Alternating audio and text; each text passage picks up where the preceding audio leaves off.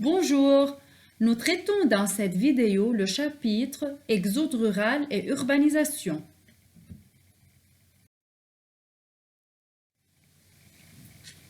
Introduction.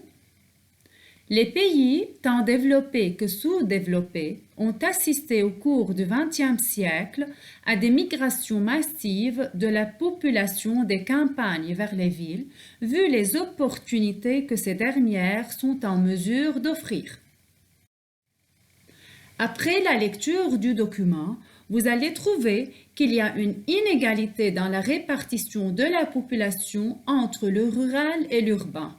En conclusion, il semble que le monde du XXIe siècle serait un monde urbain et non un monde rural. Pour certains auteurs pessimistes, il va y avoir une éventuelle disparition des sociétés rurales et une transformation du globe en un ensemble de villes de différentes tailles et fonctions. Définition de l'exode rural. L'exode rural désigne le phénomène global de transfert des populations en ville. Que peuvent être les causes de l'exode rural?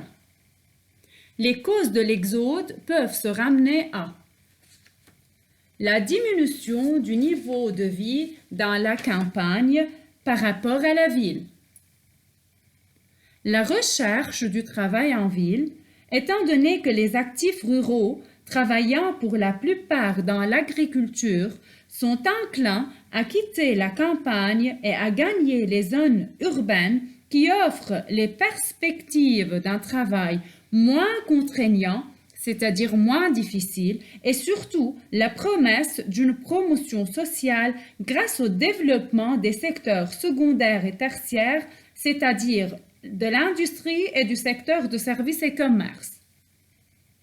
La volonté d'assurer l'éducation de ces enfants, vu que les bonnes écoles et les universités n'existent que dans les villes, spécialement à Beyrouth. L'attraction de la ville qui jouit d'une image positive comme lieu d'épanouissement et d'amélioration du statut social, c'est-à-dire de la position sociale. Les guerres et les conflits ont été des causes directes d'exode rural de certaines régions. Au Liban, on peut parler de 3 formes de l'exode rural.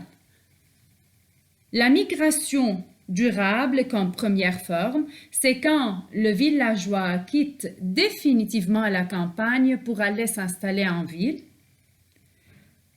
La deuxième forme, la migration quasi durable, dans ce cas, le migrant garde une résidence à la campagne pour y passer l'été.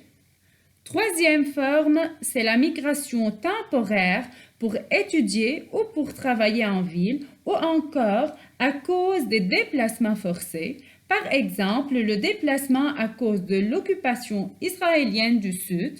La migration temporaire devient souvent durable vu les opportunités de travail en ville. Merci de votre attention.